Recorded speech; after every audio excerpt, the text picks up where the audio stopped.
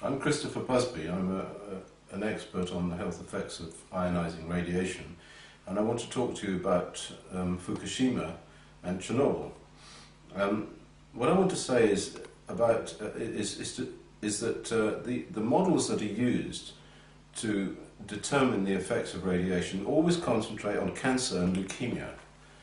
And so the current risk model will say how many cancers are expected after Fukushima and how many cancers were expected after Chernobyl and so forth. But we know from Chernobyl that radiation causes a whole range of diseases, and one of the diseases that it seems to cause is heart disease. I want to talk to you about heart disease effects in children. Now, a colleague of mine, Professor Yuri Bandashevsky, became quite famous because he studied the effects of cesium-137 exposure to children in the areas that were contaminated by the Chernobyl accident in Belarus. He discovered, in the late 90s, he discovered that the children who were contaminated to the extent of having only 20 to 30 becquerels per kilogram, which is not very much, of cesium-137, were suffering cardiac arrhythmias, the heart wasn't beating properly, and they were suffering heart attacks and dying. And it's a very serious matter. So it wasn't a question of leukemia and cancer in these children, although that occurred as well, but there were very high rates of heart disease in these children. So the children were manifesting heart diseases which are normally only found in old people. And this got me thinking about how this could be at what appears to be quite a low level of contamination. So I started looking into this, and what I found is truly extraordinary, which I shall share it with you. The heart of a child is at the age of about 2 to 5 is about this size, and at the age of about 10 it's about this size. And we know from measurements that have been made how many cells there are in the heart of a child.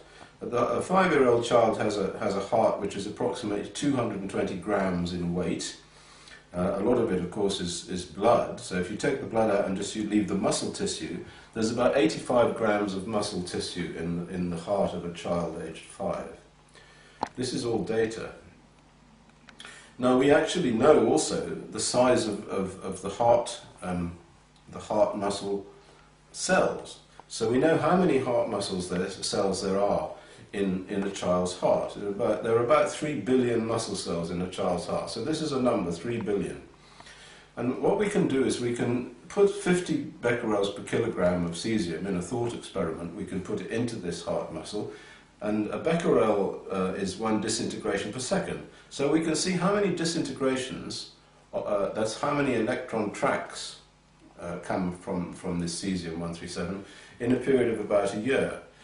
And when we do this sum, and it's really simple, it can be done on the back of an envelope, what we find is that there are many, many more electron tracks traversing the cells than you can imagine.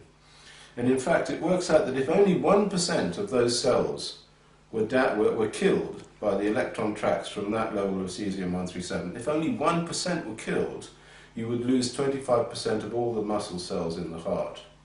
This is very serious because the heart is an extraordinary organ. The muscle cells in the heart are autonomous. They just contract and they contract and they contract for the whole period of the life of the individual. And every day they pump 7,000 litres of blood through the body.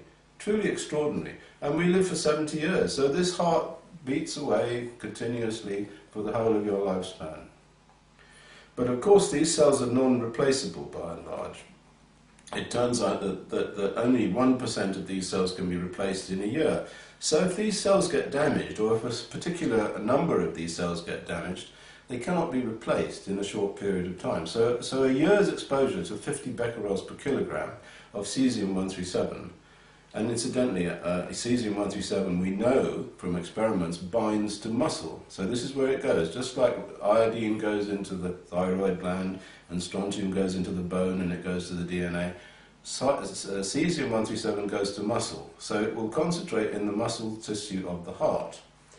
So this child's heart, after 1 year of exposure to that level of cesium, which is quite a small level, will have approximately 25% of its cells destroyed.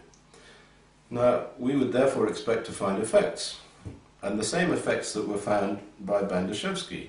And it does seem, from what people have been telling me about children in the Fukushima affected area, that they are actually suffering heart attacks. So there are two things that follow from this, which are terribly important. The first thing is that children in that area should immediately be scanned using ECG, electrocardiograms. All hospitals have these devices, to see whether they have conduction problems, because the first manifestation of this damage to the heart muscle cell will be conduction problems, which can be shown on these ECGs. And in fact, this is how Bandashevsky found this. And incidentally, Bandashevsky, when he reported this, was sent to jail, and the government wouldn't believe it, and they said he was scaremongering. And so they sent him to jail, and he was in jail for several years until eventually Amnesty International and the European Commission, the European Parliament, issued him with an international passport, one of only 25 that have ever been issued, and got him out of jail. So I worked quite closely with Bandashevsky, who is a hero. He received the Edward P. Radford Memorial Prize for Radiation Biology at the Lesbos conference, where he gave this paper that showed that there were these increases in the heart disease in the children. So the first thing that has to be done is that the children have to be checked out for conduction problems with an ECG. Evacuated. And and of course, if any of them are suffering from these problems, they should be immediately evacuated. But if any of them are suffering from these problems, then all of the children should be evacuated, because it means that there will be subclinical effects from this cesium-137 in heart muscle. And it will not be repaired. Heart cannot be repaired. Heart tissue cannot be repaired. These children will suffer for the whole of their life and will die young. Which brings me to the second point. The second point is this, is that if you die from heart attack or heart disease, you will not die from cancer. Because cancer is essentially a disease of old people. So you get genetic damage and it goes on and on and on. Eventually you get cancer. By and large, what happens is that the cancer rates go up very sharply as you get old. But I can tell you this, that the heart disease effects go up very much more quickly. So what you will find in areas like Fukushima that are contaminated with these radionuclides is not necessarily an enormous increase in cancer. There will be an increase in cancer, but you will find a big increase in heart disease. And actually when we look at Belarus, we find both of those things. We find an increase in cancer, but we find a big increase in heart disease, an enormous increase in heart disease. And as a result of this, the demographic index of the Republic of Belarus has fallen sharply after the Chernobyl accident, and now has gone into negative replacement. So in fact, if it goes on like this, the population of Belarus will disappear. And this is what we will expect to see in Fukushima. So I'm warning you all now to start looking out for heart disease, heart attacks, and keep getting the children out of there quickly.